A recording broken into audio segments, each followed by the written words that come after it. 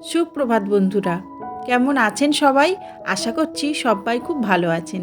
এপিএসএস ব্লগের আরও একটি নতুন ভিডিওতে আপনাদের অনেক অনেক স্বাগত জানাচ্ছি। আজ শুক্রবার আর এখন বাজে সকাল 7টা। ঘুম থেকে উঠেই আমি প্রথমে বিছানাটাকে গোছগাছ করে নিচ্ছি, আর তারপরে এখন বাকি কাজগুলো তো করতেই হবে। আর জানেন তো বন্ধুরা, আগের দিন রাত্রেবেলা এই উপরে শুয়েছিলাম, মানে উপরের ঘরটাতে। তো সেই জন্য আজকের ব্লগে প্রথমেই উপরের ঘরটাকে দিয়েই শুরু করলাম। তো বিছানাটাকে ভালোভাবে একটু গুছিয়ে নিলাম, আর তারপরে এখন ঘরটাকে ঝাড় দিয়ে নেব। এই উপরের ঘরটা প্রতিদিন ঘর ঝাড় দেওয়া বা মোছা হয় না, কারণ এখানে তো থাকা হয় না। ওই একটুখানি সকালবেলা করে জলের ছিটে দেওয়া হয়, যেটা ছড়া জল বলে আর কি, সেটাই। তো ওই সপ্তাহে 2 দিন, বৃহস্পতিবার আর রবিবার করে এই ঘর দাবাটা মোছা হয় আর ঝাড় দেওয়া হয়। আর নিচের ঘর দাবা তো প্রতিদিন ঝাড় দেওয়া মোছা হয়, তো মানে একা মানুষ তো অত কিছু পারি না, সেই জন্য সপ্তাহে 2 দিন করে ওই উপরের ঘর দাবা ঝাড় দিয়ে থাকি। তো এখন আমি ছাদে চলে এসেছি। আগের দিন যে বাঁধাকপিগুলো কেটেছিলাম শুকনো করার জন্য, সেগুলো না শুকনো খুব একটা হয়নি, তো 2-3 দিন লাগবে শুকনো হতে। তো সেই জন্য ওগুলোকে নিয়ে এই যে আবার রোদ্দুরে মেলে দিচ্ছি। তো বন্ধুরা, আজকের ভিডিওটা কিন্তু পুরো অবশ্যই দেখবেন, আশা করছি আপনাদের খুব ভালো লাগবে। আর নতুন বন্ধুরা যারা আমার চ্যানেলটিতে প্রথমবার এসেছেন, তাদেরকে বলবো সাবস্ক্রাইব করে পাশে থাকার জন্য।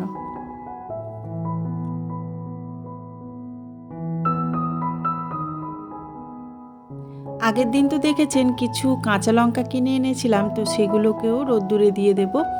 আর এই কাঁচা লঙ্কা শুকনো করাটা অনেকটা মানে দেরি হয়, তো মোটামুটি 4-5 দিন ধরে রোদ্দুরে দিতে হয়। তো সেই জন্য আজকেরও আবার এভাবে করে দিয়ে দিচ্ছি। আর ওই যে দেখেছেন দানাগুলো আমি শুকাতে দিয়েছিলাম রোদ্দুরে, সেগুলোকেও একবার রোদ্দুরে দিয়ে দিলাম। তবে আগের দিন কি হয়েছিল জানেন? আগের দিন যখন দানাগুলোকে রোদ্দুরে দিয়েছিলাম না, তখন কাঠবিড়ালি এসে কত দানা খেয়ে নিয়ে গেছে, বিশেষ করে কুমড়োর দানাগুলো। তো যাই হোক, এই যে দেখুন রোদ্দুরে দিয়ে দিলাম লঙ্কাগুলো, দানাগুলো, আর তার সাথে সাথে বাঁধাকপিগুলো। তো চলুন এখন অন্যান্য কাজে হাত দেওয়া যাক।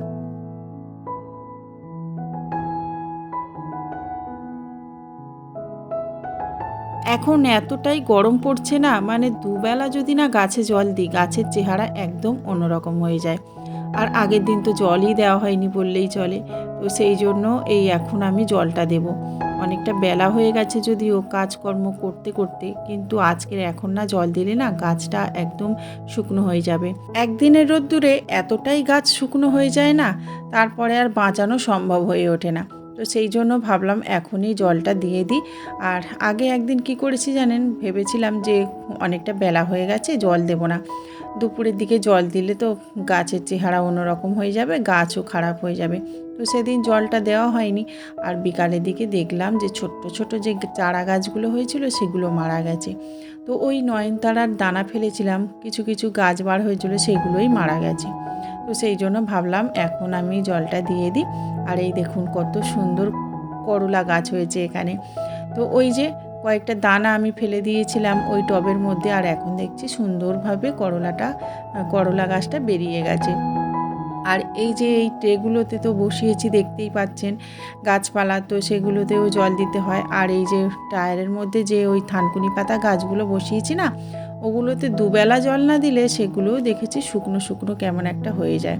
ফুল ফুটলে দেখতেও ভালো লাগে, আর গাছে যখন ফল হয় দেখতেও ভালো লাগে।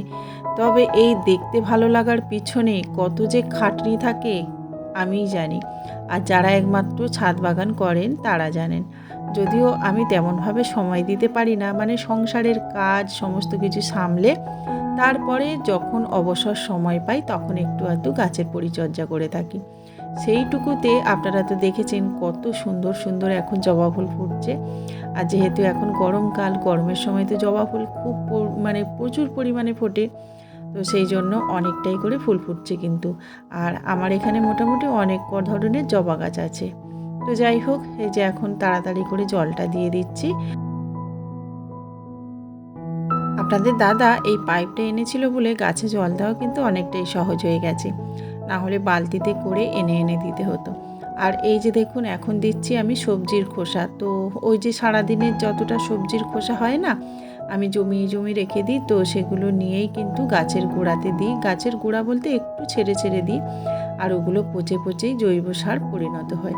তো সে থেকেই কিন্তু ওরা খাবার পায়, সেই জন্য ওদেরকে আর বাড়তি করে সার দিতে হয় না। আর এই যে ফুল দেখুন, এগুলোকেও কিন্তু আমি ফেলি না, তো মাঝে মধ্যে গাছের গোড়াতে দিয়ে দিই ফুলগুলো। আর তারপরে এই যে জলের মধ্যে রেখে দিলাম, ওটা একটু পচড়ে ওটা কিন্তু খুব সুন্দর জৈব সার তৈরি হবে। তো বন্ধুরা, কতটা হাওয়া হচ্ছে দেখতেই পাচ্ছেন, আর আমার ফোনটা কিন্তু মানে হাওয়াতে দুলছে। তো যাই হোক, আজকের এভাবেই কিন্তু ভিডিওটা শ্যুট হয়েছে, তো সেভাবেই দিয়ে দিয়েছি। আজ আমি সকালের পুজোটা কিন্তু দিয়ে দিয়েছি, এখন দেব দুপুরের পুজো। তো স্নান করে দেব, সেই জন্য ভাবলাম যে আজকের রান্নাবান্নাটা আগে করে নিই, আর তারপরে স্নান সেরে ধীরে সুস্থে আর কি ভোগ জলটা দিতে পারবো। আর ভোগ জলটা আগে দেওয়া হয়ে গেলে না, মানে মনে ভীষণ শান্তি লাগে। আর যখন ওই স্নানের পরে দিতে যাই, তখন আবার রান্নাবান্নার চিন্তা থাকে, সেই জন্য আর মানে বেশিক্ষণ ধরে ভোগ জলটা দেওয়া হয় না। তো আজকে সেই জন্য রান্নাবান্নাটা করব, তারপরে ভোগ জলটা দেব। তো ওই যে ঝুড়িটাকে ভালোভাবে পরিষ্কার করে নিচ্ছি, আর এখন চলে যাব সোজা রান্নাঘরে।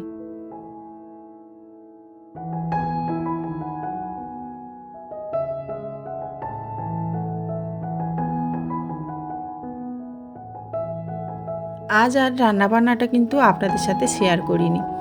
আজ একদম তাড়াতাড়ি গিয়ে রান্নাবান্না করে নিয়েছি, আর ফোনের ব্যাটারিটা শেষ হয়ে গেছিলো, মানে চার্জ শেষ হয়ে গেছিলো। তো ফোনটাকে চার্জে দিয়ে তারপর রান্নাবান্নাটা করে নিয়েছি। আর কেবলমাত্র একটা তরকারি করেছি, ডিমের ঝোল ভাত। তো সেই জন্য আর আপনাদের সাথে শেয়ার করা হয়নি। তো এখন এই যে স্নান টান করে আর ভোগের বাটা গ্লাসগুলো নিয়ে মাজতে বসে গেছি। তো মোটামুটি আমার 3 টাইম ভোগের বাটা গ্লাসগুলো মাজতে হয়, আর 3 টাইমই ভোগটা দিই। তো ওই যে কড়াটাই দেখুন ভালোভাবে মেজে ঘষে নিয়েছিলাম স্নানের সময়। আর উনুনে রান্না করলে না প্রচুর পরিমাণে কালো হয়, তো সেই কালিটা না তুললে আবার আমার মনটা শান্তি হয় না, সেই জন্য পুরো কালিটা একদম তুলে নিই। আমি যতই উনুনে রান্না করি না কেন, আমার কড়াই হাঁড়ি কিন্তু পেছনে একটুও কালি পাবেন না। তো যাই হোক, এখন এই যে ভোগের বাটা গ্লাসগুলো ধুয়ে নিয়েছি, আর এখন আমি শান্তি মনে ভালোভাবে ভোগ জলটা দিতে পারবো। আর গাছে এত ফুল ফুটছে, সেগুলো তুলে ভোগ জলটা দিতে গেলে না যেন একটা আলাদা তৃপ্তি পাই। আর গাছের পেছনে যখন খাটাখাটনি করি, তখন কিন্তু অনেক পরিশ্রম হয়, আর যখন এরকমভাবে ফুল ফল পাই, তখন কিন্তু সমস্ত পরিশ্রম ভুলে যাই। তখন আবার মনে হয় আরও যদি গাছ লাগাতাম, তাহলে আরও ফুল ফল পেতাম। তো এমনই আমার মনে হয়, জানেন তো। তো বর্ষার সময় ভেবেছি আরও অনেক কিন্তু জবা গাছ লাগাবো, যাতে পরের বছর আরও অনেক অনেক করে জবা ফুল পাই। শুধুমাত্র জবা ফুল নয়, আরও অনেক ধরনের ভেবেছি যে ফুল গাছের চারা তৈরি করব। ওই অপরাজিতা ফুল, তারপর অ্যালমন্ডা, মানে হলুদ, নীল, অনেক ধরনের অনেক রঙের গাছ, মানে ফুল গাছ তৈরি করলে না, তখন কিন্তু বিভিন্ন ধরনের ফুল দিয়ে যখন পুজো করব, তখন ভীষণ ভালো লাগবে, তাই না বন্ধুরা? তো যাই হোক, আমার তো খুব শখ যে বর্ষার সময় বিভিন্ন ধরনের ফুলের চারা আনবো আর ফুল গাছ তৈরি করব। তো এই যে এখন আমি ভোগ জল দিতে আরম্ভ করেছি, আর দুপুরবেলাটা আমি তো ভোগ তৈরি করে দিই মাঝে মধ্যে। যেদিন একটু সময় বেশি থাকে, সেদিনই কিন্তু আমি মায়ের ভোগ রান্না করার কাজে যাই।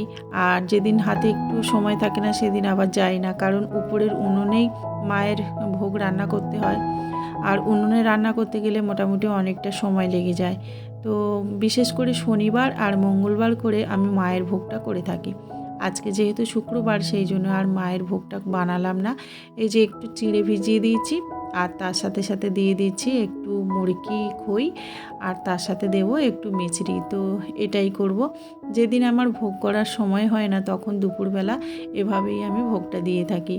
তাহলে ভোগও দেওয়া হলো, অথচ আমাকে রান্না করতে হলো না। তো যাই হোক, শর্টকাটের মধ্যে দিয়ে এরকমভাবেই দুপুরের ভোগটা আমি আজকে সারলাম।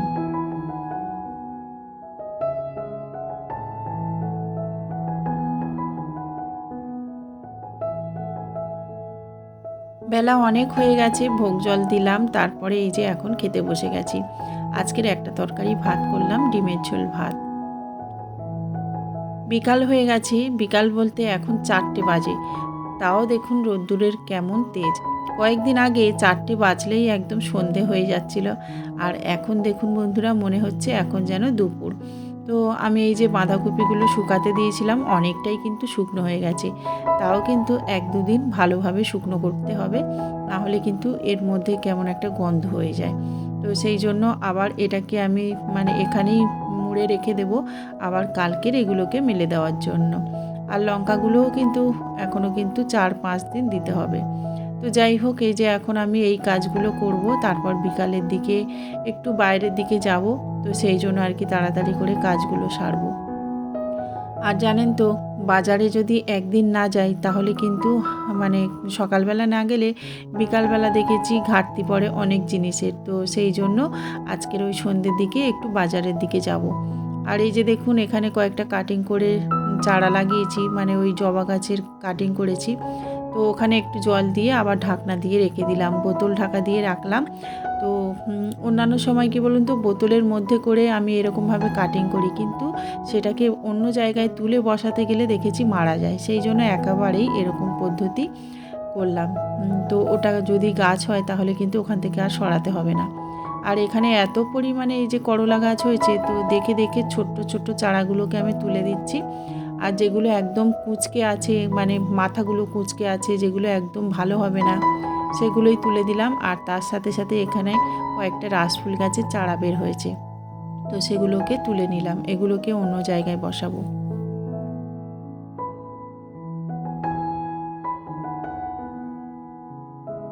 যে গাছগুলো দেখবেন দানা পড়ে এমনি এমনি হয়, সেগুলোতে কিন্তু ফলন আবার বেশি হয়। দেখবেন এখানে ওখানে যখন কুমড়োর দানা পড়ে, লাউয়ের দানা পড়ে, করলার দানা পড়ে গাছ হয়, তখন কিন্তু সেই দানার গাছগুলো আর কি ভীষণ পরিমাণে ফল দেয়। তো এই গাছগুলো আমি দানা মানে বসাইনি, ফেলে দিয়েছিলাম, সেখানেই হয়েছে। তো এই গাছগুলো একটু যত্ন করলে হয়তো অনেকটাই ফল পাবো। সেই জন্য এই যে কয়েকটা লাঠি পুঁতে দিলাম, আর তারপর উপরের দিকে তো ভাড়া করে দিতেই হবে। এখন আপাতত ওই লাঠির সাহায্যে একটু উপরের দিকে উঠুক, তারপরে দড়ি দিয়ে উপরের দিকটাতে ভাড়া করে দেব। চলুন, এই যে লঙ্কাটাকে গুঁড়িয়ে রাখলাম, এখন ওই রাসফুল গাছের চারাগুলো আমি ওই বসিয়ে দেবো ট্রের মধ্যে। আর জানেন তো, এই রাসফুল গাছের দানা আমি কিন্তু ওই টবের মধ্যে ছড়িয়েছিলাম যাতে চারা বের হয়। তো দেখছি সুন্দরভাবে চারা বেরিয়েছে, তবে একটু ছোট্ট সাইজের আছে, জানি না এগুলো বাঁচবে কিনা। দেখি, এখানেই কিন্তু বসাবো। এই জায়গাগুলোতে রোদ্দুর হালকা হালকা পড়ে, আর দুপুরের দিকে রোদ্দুর সরে যায়। তো সেই জন্য ভাবলাম যে এই বড় বড় ট্রের মধ্যে দিই। আর জানেন তো বন্ধুরা, এখন তো প্রচণ্ড গরম পড়ছে, তো এই গরমের সময় গাছগুলোকে বাঁচানো কিন্তু ভীষণ মুশকিল। প্রচুর যত্ন করতে হবে গাছগুলোর উপরে, ওই জল দেওয়া, তারপর দুবেলাতে একটু দেখভাল করা, এগুলোই আর কি। এগুলো দেখে চিনতে পারছেন বন্ধুরা? ওই যে আগে এনেছিলাম কিছু আমলকি কুড়িয়ে, সেগুলোই রোদ্দুরে দিয়েছিলাম। এখন দেখছি সুন্দরভাবে শুকনো হয়ে গেছে। তো শুকনো হয়েছে ঠিক কথা, কিন্তু ওগুলো তো কেটে কেটে খেতে হবে, ওগুলো তো আর গোটা গোটা খাওয়া যাবে না, কারণ ওর মধ্যে রয়ে গেছে দানা। তো সেই জন্য এখন কাটতে বসলাম। আর পরন্ত বিকালে দেখুন সূর্যদেবকে কত সুন্দর লাগছে। তো বন্ধুরা, আজকের এখানেই কিন্তু ব্লগটা শেষ করেছি। আশা করছি আপনাদের খুব ভালো লেগেছে। আর যদি ভালো লেগে থাকে তাহলে অবশ্যই করে আমার চ্যানেলটিকে লাইক করবেন, শেয়ার করবেন, আর সাবস্ক্রাইব করে পাশে থাকবেন। দেখা হবে পরবর্তী একটা কোনো ব্লগে। ততক্ষণ আপনারা খুব ভালো থাকুন, সুস্থ থাকুন, আর সব বাইকে ভালো রাখুন। নমস্কার।